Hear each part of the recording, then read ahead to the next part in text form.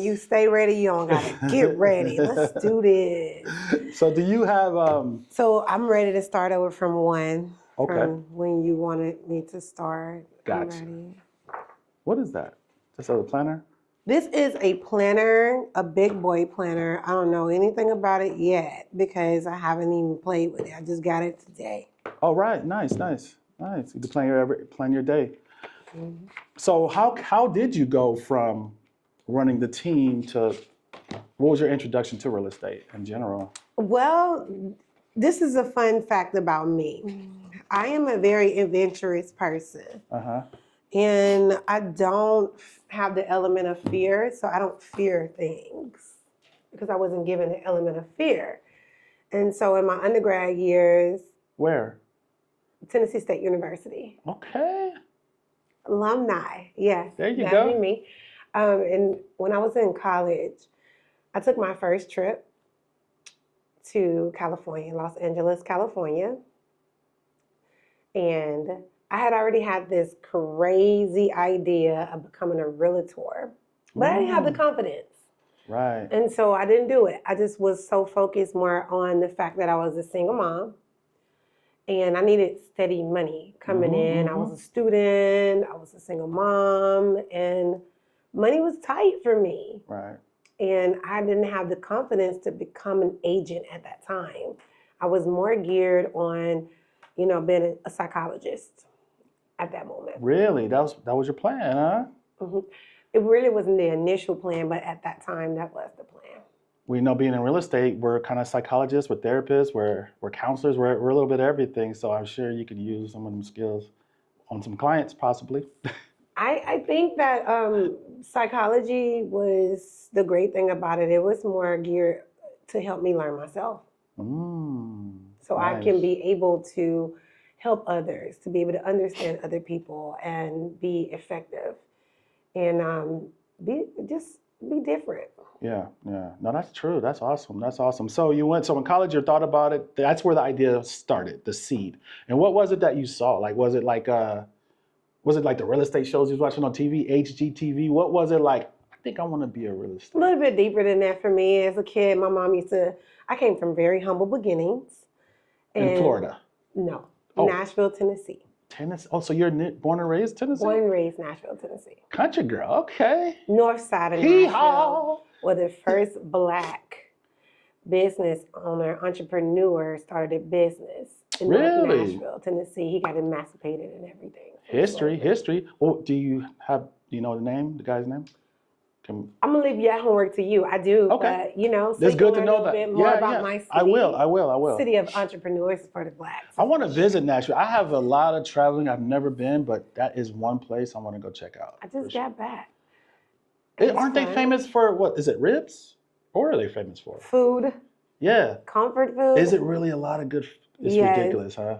I am on a diet now because I had oxtails, turnip greens, mac and cheese, all the I'm not even going to talk about food because I haven't even eaten. Shout out one restaurant in Nashville, a spot that's a go-to that you would tell, if you could tell a person one place. If there's one place that I would tell you to go, it would be Nora. Nora? What is that? It is a place that is off Main Street. Okay. It's a nice establishment. The ambience is beautiful. The vibe is great. And they have really good food. And it's really good. It's super nice. Shout out Nora, huh? Nora, okay. Good to know. So Nashville, I didn't know that. So to what age in Nashville were you? I've been gone. I'm 44 now, so if we're going to do public math, which I don't like to do. It's cool. That is like 33, 30. Okay. In my 30s. Okay, so you spent most of your life in Nashville. Yes, my entire life. That's the hometown. Got it. So you got a lot of family there, everything. And let me ask you this: so from Nashville, then that's when you went to Tampa for T-Mobile, or? Mm-hmm. Okay, so they hired you there. You had to move there to work. Mm-hmm.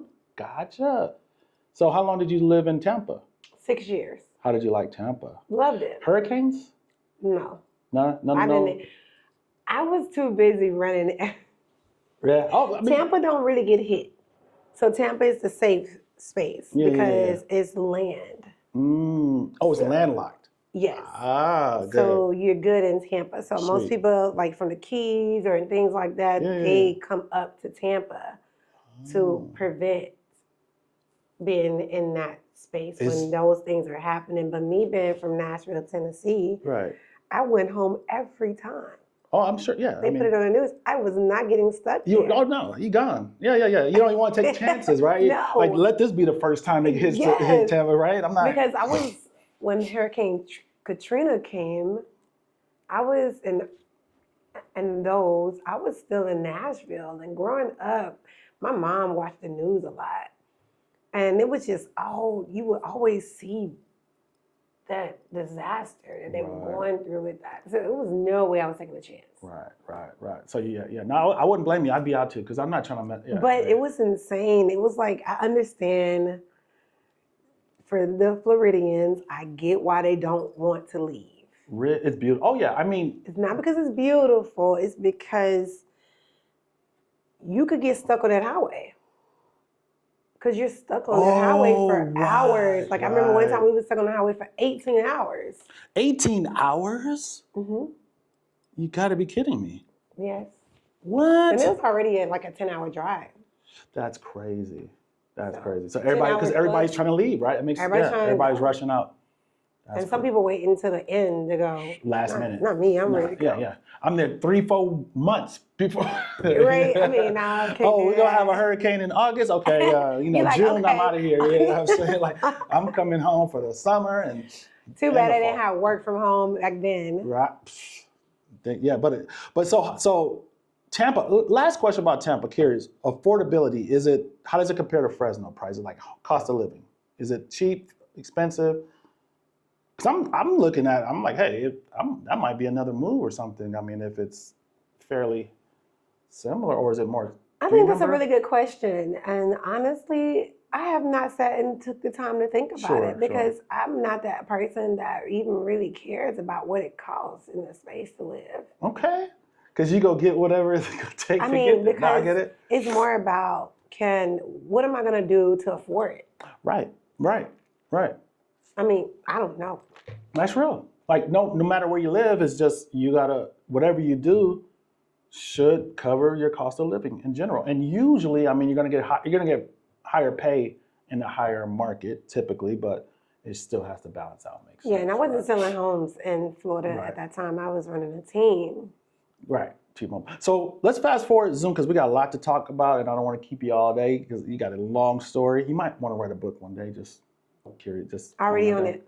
Good. So T-Mobile then says, "Hey, come to Fresno and run this team here, or you can work in Fresno." How did you get to Fresno? I think I got to back it up a little bit. Oh, back it up. So actually, when I started T-Mobile, I was a little bit fresh out of college, maybe a few years out of college, and I was in grad school.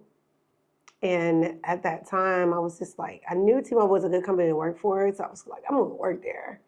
Because I had friends that had talked about that they have been there before, and they would like talk about how fun they had. Right. And I always had this thing that I wanted to try out a call center because I had never ever worked at a call center before. And I know they make good money, and Sally may want their money, so I'm like, this is a good way to get it.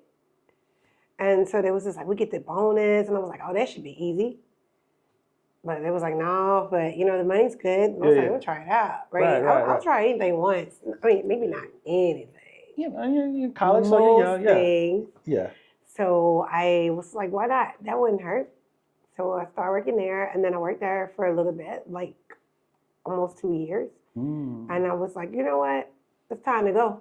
Yeah, time to go. And so I knew I didn't want to stay in Nashville. I knew Really? that. I knew that when I was younger. I knew Nashville was not going to be where I wanted to be because I'm a very adventurous person. Sure. So I knew I was going to leave. And I really was just like, I got to go. I was going to go to Texas, but I changed my mind. I was like, okay, I'm going to see what this company is else. I could transfer my job. So you were trying to figure a way out. Like, where am I going to go? Mm-hmm. And so I was just like, I'm just going to pick wherever's hot that they have a location is where I'm going to go. Okay. And a different line of business. And so I looked into it. Everything around it was just pretty much like the southern states, Yeah. places that I never knew I wanted. I never wanted to move to Mississippi or Alabama. Sure. Right. Just not desirable at all. I mean, well, I went to a HBCU, so I grew up. Did you? Yeah, Where? so I was not. Where'd you go? Let's shout it out. Tennessee State University. You did? Okay, you did say that. I didn't realize that was HBCU. I didn't know that. Yeah. So it was like, I'm not moving there. So I moved to Florida. It was hot. It was like, yeah, cool, great. Humid. That's what I can't say. Well, it's humid in Nashville, so that didn't scare me. Oh, is it? So you're very. Got it. I can deal with Florida weather better than Nashville. God, but you got gators in Florida, though. I mean, yeah, Did you see any? Yes. Really? So and ate some too. What? Gator? What is gator? Gator tail, man. That was crazy. So is it a thing if you're in Florida at any given moment, if you're by a river or a lake or something? I mean, a gator could just pop out anytime? No, that is insane. Is it like that? I mean, I thought like that too, but I did the research before I moved there because I was not going to go down there with that. Yeah. I'm like, they bigger than you.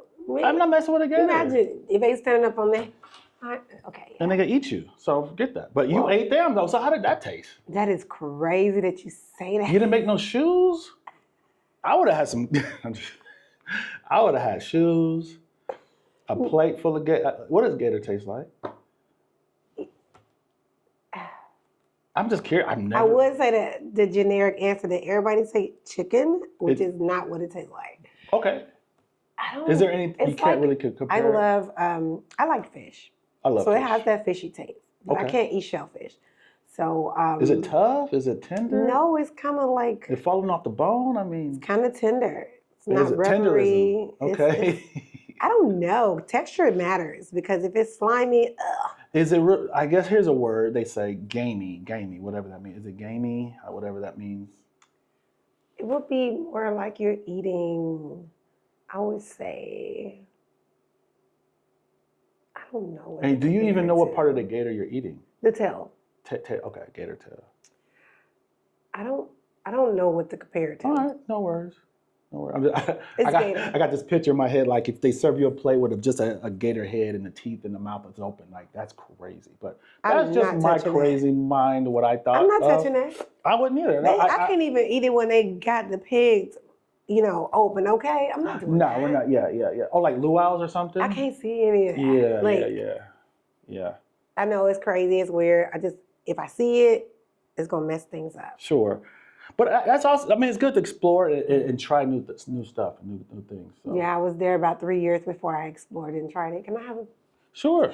Yeah. I'm sorry, I don't want to make you getting upset? No, I just want to make sure that I got to make sure I check myself because, I don't want no problems going on. Don't want no problems. Okay, I kind of want to get to the story. I know it was a lot, so let's go to Fresno. How do you get to Fresno 6 years ago? Well, when I was working in T-Mobile, I was always a top performer from the start. Mm-hmm. So from training all the way through, I was a top performer. Well, I had to be because I had to grind because I had to take care of my kids. Right. And I was winning and I was growing and I got in their development program called the Lead, got in the next level. Okay. Had a shift in mindset. I was just working hard. Right. And next stop was Fresno because they would have me putting me on teams when I was going out to become a leader. They was having me go to low performing teams, and I had to turn the team and show them that I could actually lead the team. So I was taking low performing teams and bringing them to top performing teams. And so when T-Mobile opened up a new site, they hadn't did that in 15 years. I had the opportunity to apply to come here. Leaders came to me and was like, hey, want to do that? And when actually my interview was talking about fried chicken. What? I didn't even really interview for the role. No. And he said, he said, are you ready for your interview? I was like, yeah, I'm ready. I had all these postcards ready. I was ready because interviewing to become a leader for that company is very challenging. They had a 5-star method. It was just like a lot that you had to prepare yourself for to even become a leader. And so I But your was experience talked. prepared. But you had all this experience, and you're So he says, I'm going to hire you because you're a winner. wow. Is that where the winning came from? So Wow. What's his name? initially, Let's shout him out because he. no, I'm not doing all that. All right, fine. Well, shout out to who that was because he gave you the catchphrase. He was an okay leader. Okay, he was an okay leader. He did teach me a lot of things, so I can't knock him there. Sure. But he was like, I'm hiring you to win. So I got to Fresno winning. Already. You I already ran the came number here. one team consistently for a year. We have top in sales, top in de-escalations, keeping people from canceling, top in net promoter score, highly to recommend. So, what are some of the characteristics or some of the things you did to get your teams to be successful? What was it? Was it like your attitude? Is just how you motivated people, inspired them, how you held them accountable? What do you think it was that turned these teams around to start producing? because well, for one, I had to go in and learn the culture. Even though I had been with the company for a long time, my thing was to go into a team and learn the culture of the team first. And so by learning the culture of the team, because you got to think about it, I went from peer to leader quick. Right. In front of my own peer set. That's challenging to go from leader to go from peer to leader. Right. And I couldn't go in there and just boss them around. I already knew I was a peer with them before. I know how they talked about the leaders and how they wasn't trying to hear the leaders and like how they didn't like them, right? And I couldn't get them to perform if I would have had that attitude. Right. So I couldn't be power driven. Right. So I had to walk in and be a person that let's win. That's where I get the let's win together. Sure. I had the win together mindset.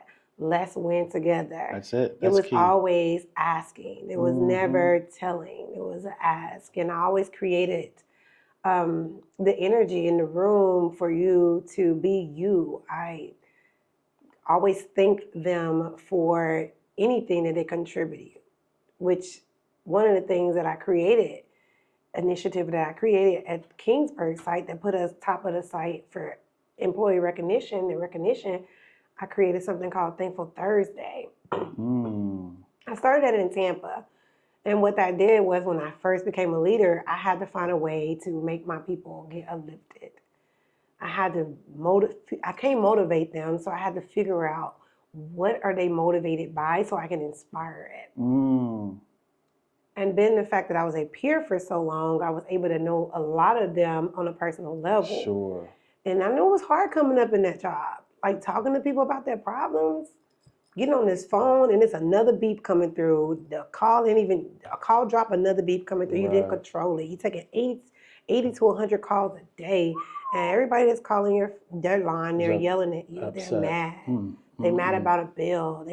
Why not? You can imagine how people feel now with PG&E bill. Right. Working now would be crazy. That's tough, getting 80 phone calls of people yelling at you. That could do a lot to your mental and psychological. Yelling at you. And your bonus depended on your scoring. So how they surveyed you. What I see in you, which is so awesome, a lot of people overlook and don't realize, and this is these are biblical principles if you don't know that, but you probably do, but to be a leader, you got to be a better servant. And you got to know how to connect with the people. You don't approach it to where you're treating them less than and you're giving them orders. And you know, a lot of people who lead things, they feel like they have to have this power position and just give orders, right? And they don't connect, they don't relate, they don't serve. They don't serve the people that they're training and helping. So you had that early. Because you came from a peer is what they call it.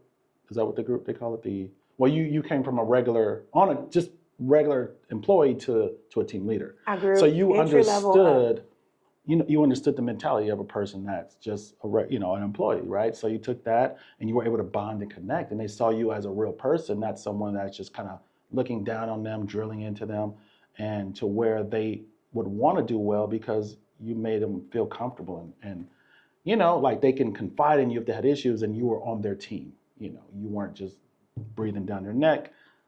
And so you creating that type of, I think, environment really helped them out. Because you need that, and that type of, you need that motivation or something inside you to keep you going, because it's hard. It's hard being on those calls, let alone having a leader or someone that's, on you all the time, and so that's a great Yes, trait. and I had that happen to me in my career. I had a tough time Mm-hmm. at T-Mobile. I was not easy to convert and Mm-hmm. to get into that role, because I had a lot of opportunities that I needed to grow in. Right. And one of those was I had a big hard time taking feedback. So, Yeah. and I had a hard time taking feedback was because of how it was delivered. And so I made sure that me as a person, that I didn't want that experience for anybody else. Sure. I really wanted to focus on getting them there faster than what it took me to get there. Mm-hmm. And Mm-hmm. a servant leader is who I am.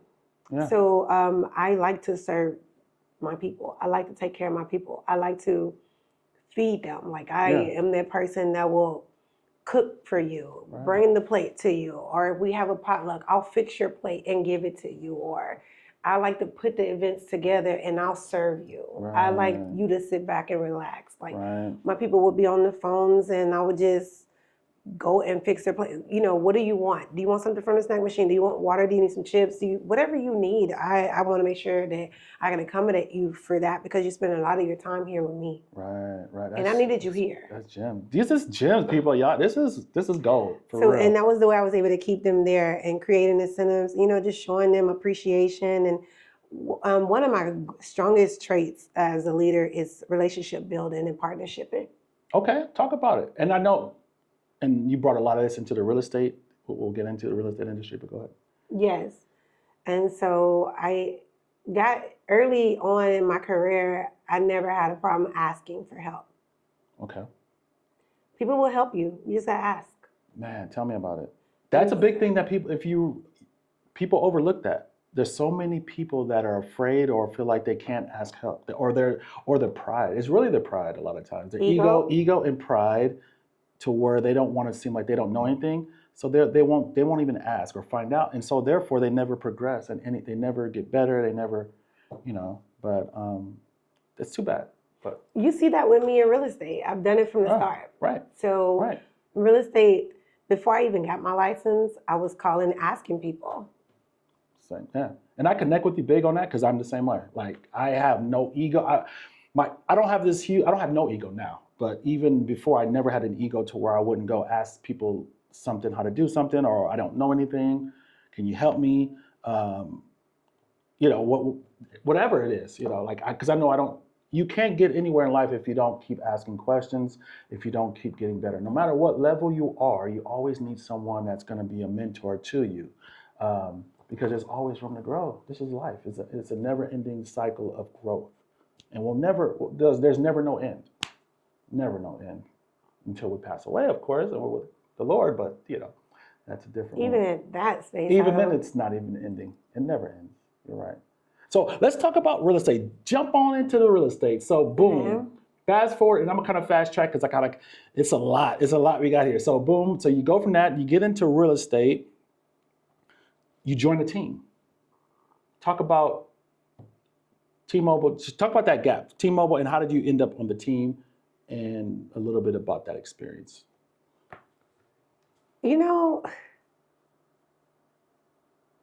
I want to make sure that I answer everything that you ask me, and I want to be able to be clear and not, bounce around places and get off topic. Sure. However, you need to pace it out. How I got to real estate. December of 2022, I made an executive decision.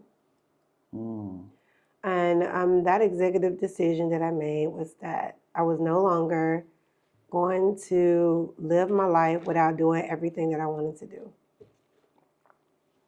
And I knew that I wanted to create a great life for my daughters, in which I had tried so hard to do that, in which I did change some direction for them and broke some generational habits and things that was happening in the past that had happened to me. So I was able to switch that up with them. Awesome. But in December, I already had this huge goal. This goal is bigger than me. And it's to get my family to generational wealth. Nice. And so I said, I'm going to do everything that I want to do. I'm in my 40. I'm 40 at this point. So now it's time for me to just do what I really always wanted to do without fear. Just do it. Right.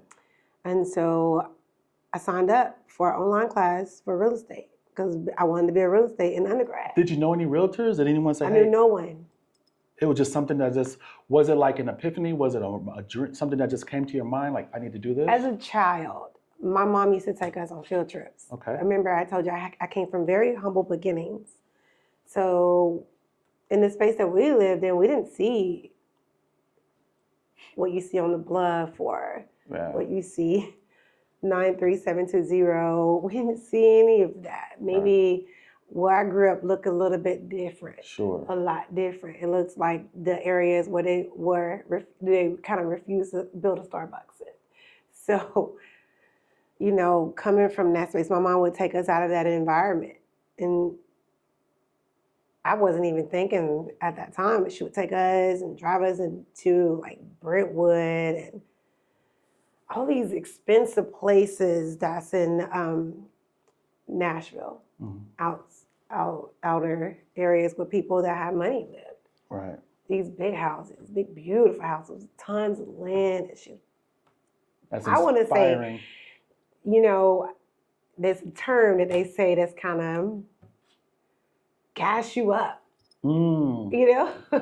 Right. boost you up, Yeah, right? Sure. That's what it's supposed to do. And then she would take us to like the mobile homes, but the ones that were like staged, the brand new ones, like the double wides. And she would take us there. She would take us to these car dealerships and have us thinking we're gonna get this car. And I mean, for some kind of way, she was able to do it. I don't know how, but really, single parent, single mom, and she would just take us to these places, and I used to enjoy going on these home tours. Right.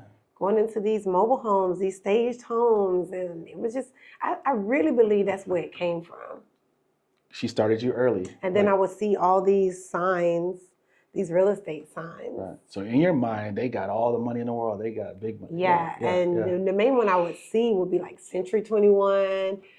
And so I'm like, what would it take to do that one day? Right. Yeah. As a kid. Sure.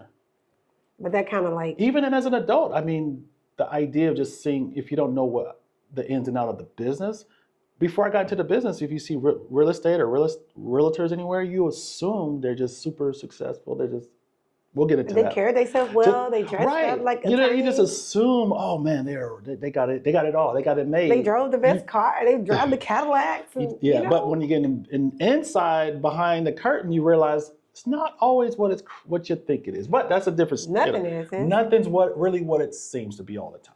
So yeah, it's going back. So in December 2022, I was in a new city. I have been here since March, and I just wasn't going to be able to just do that. Right. And I really didn't even plan on staying here. Really?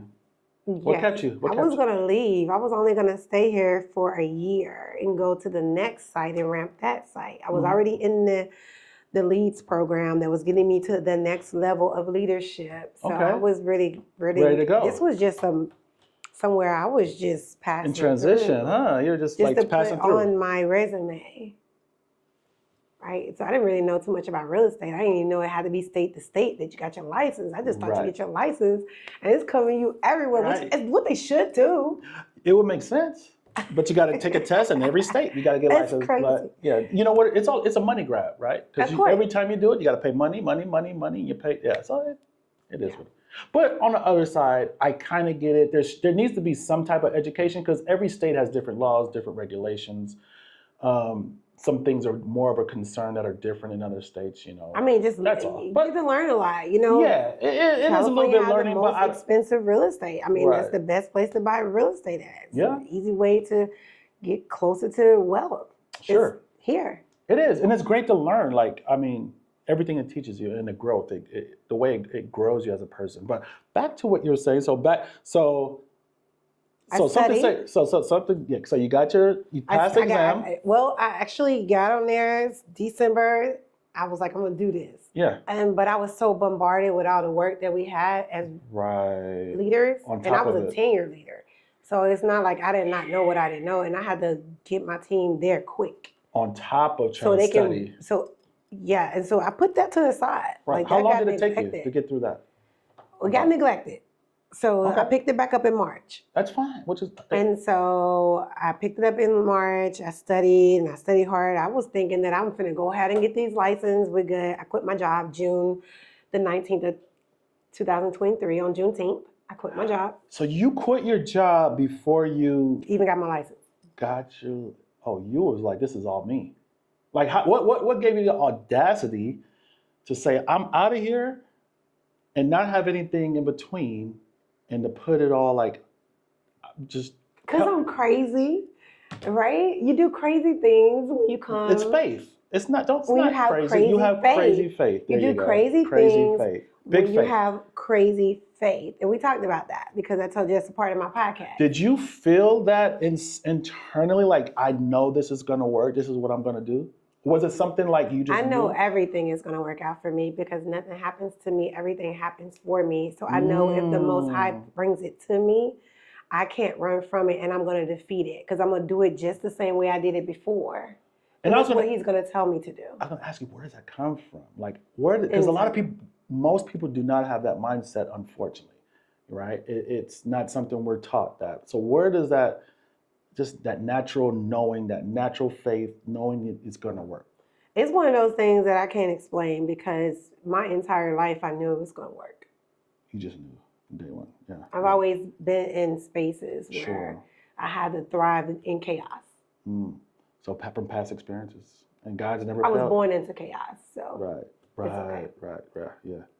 And if you can overcome that, you can overcome anything, basically. You can overcome my mama's house, nothing gets in your way. That's amazing. Yeah, that's good, you know.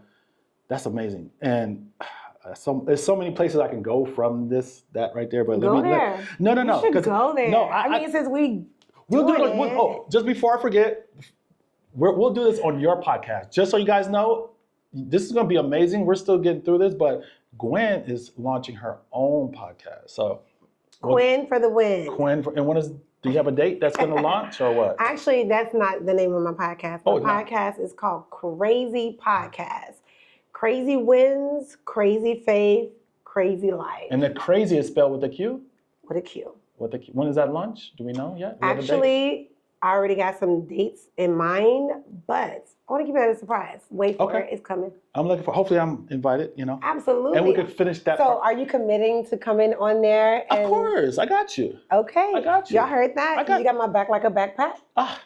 Yeah, I got you like a backpack, whatever for sure. I'm holding you to it because you don't have your word. I want to be the first guest.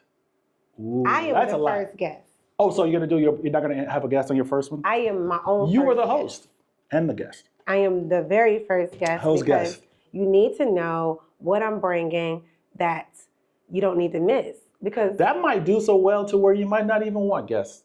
Like kind of like Candace. Guests. Like Candace. Candace has no guests. She just talks. And so who is Candace? Candace Owens. You don't watch her podcast, her show? No, okay. I don't. Check her out. Yeah, she has a lot of controversial stuff, but she's pretty good. But she does her show, just her and the camera. No one else. But anyway, back to your story. Real estate. Let's get to real estate because that's a big part of this show. We want to find out and get to where you're successful now. So how did you find the team? So you get your license, boom. What happens next? How do you seek out a team and then start working in the business? Before I got my license, I was working. Okay. To get started. Where were you working? So I'm gonna leave a name unnamed, but there was someone, you can learn from everybody. Right. So was it a real estate company or what was it? They have a team. Okay, so you were working for a team after you quit your job of 23, Juneteenth. I made my studies my job. That's amazing. Yeah. So I poured everything that I was pouring in to work. Like I treated it like I was working an 8-hour shift or a 10-hour, but I was just studying, and I was just studying real estate. Man, I passed my exam on the first attempt, by the way. Good for you. Because I thought I was going to be working. I was ready to get back to work. I was used to it. I've been working forever. That's one thing about me. My work ethics is strong. Sure. And so, like, I'm running through all my funds quickly. So I didn't leave it with like a big preserve. Right. And that's what I'm saying. That's a big leap. That's a big jump. I had already did some crazy stuff and took some of my 401k out before I even quit this job and invested and did some other stuff for my kids. And so now I'm over here with a limited pile of money, very limited, probably about 3 months of living. Sure. But you still didn't even get to use that the way I wanted because I still had to help my daughters. Right. But that's part of life. That's part of, like you said, it was gonna work out. You knew deep down inside you, some way, somehow, I'm gonna get through. You might not have that always interest. works out. Exactly. So that's key though. That's the main thing you got. That characteristic, that trait, that quality in you is all we need as people. It seems so easy and simple, but yet it's so hard to really believe and have that, right? And really to act it out. That's the hardest part, is to have that faith, know that God's going to work it out, but to act on it and to start and take those steps, that's so tough. Like, most people can't do it. So you took a job in real estate, right? So I was promised that I was going to get paid a very little bit of money. Okay, but did you get paid while you were? No, that person did not pay me. How long did you do that? I did that with this person for 2 months. Okay. Even though you monetarily didn't make